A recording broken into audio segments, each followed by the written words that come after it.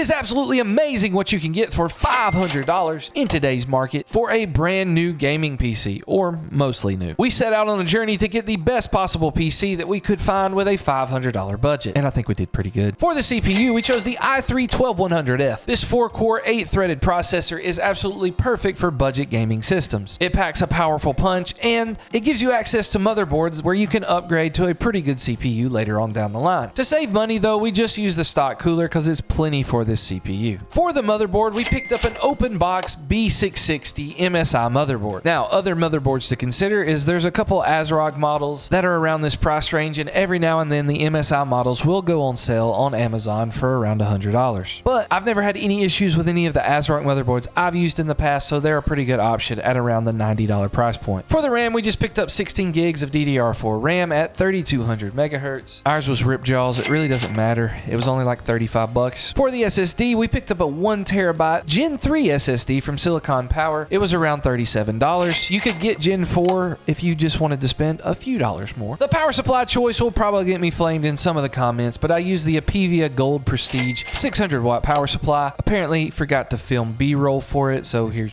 a picture. TechSource uses it on his YouTube channel. He's had no problem, so I thought it was okay. For the case, we picked up this cheap Antec case for around 40 bucks, but I had to spend about 15 bucks on some RGB fans so that it didn't look so bland. It does have an acrylic side panel, which wasn't my favorite, but you can find other cases for around the $60 to $70 price range that have a glass panel and pre-installed fans. And for the GPU, it is the only used part we used for this build, and it was an RX 6600 we got off Facebook Marketplace for around $140.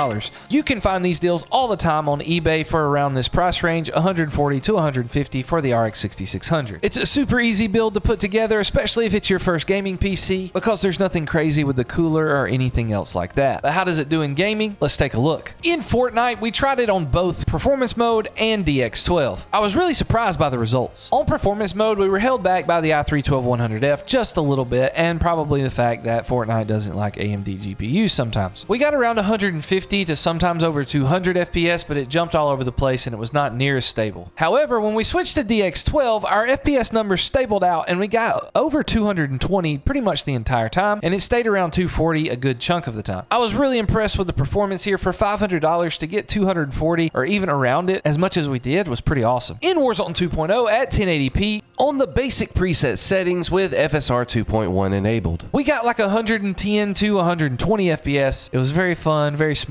Really enjoyed it. And it gives you room to kind of bump the settings one way or the other and probably still be happy with the results. In Apex Legends at 1080p max settings, we got capped at 144 FPS. Steam for some reason wasn't liking my code that I normally use in the settings to try to not limit the FPS. I must have typed it in wrong or something, but I just did not have the time to go back and fix it. So it's capped at 144. That's really smooth. I'm sure you would enjoy playing at that FPS level. In Halo Infinite, still a very demanding game, and you don't really have support for any of the upscaling technologies. At medium settings, we got around 100 to 110 FPS. We're not done with the benchmarks yet, but if you could really help me out by liking and subscribing, that would just be fantastic. And at the end of this video, if you want to buy any of the parts, they'll be linked down in the description below. They are affiliate links, so I do get a percentage, but at no extra cost to you. We did want to throw in a few CPU-based games just because we are using a full build here and not just a graphics card video. In Valorant at the max settings, we got around 220 to 260 FPS. That's more than you could ask for in Valorant, and it'll definitely give you an edge when you're a boomer like myself. In Rainbow Six Siege though, at the maximum settings, with the render resolution maxed all the way out to 100 at 1080p, we got our 190 FPS in the built-in benchmark. Now to stress the system out to its limits just a little bit more, we tried Red Dead Redemption 2 at the favor quality level preset settings, and we got 75 FPS. In Cyberpunk 2077 at the high preset settings, we got 95 FPS. In Forza Horizon 5 with no ray tracing on ultra settings, we got an average of 79 FPS. For $500, I really don't think we can complain too much, but if there's something you would like to change in the build, let me know down in the comments. And if you really just want an NVIDIA GPU, then go check out this video to replace the RX 6600 with.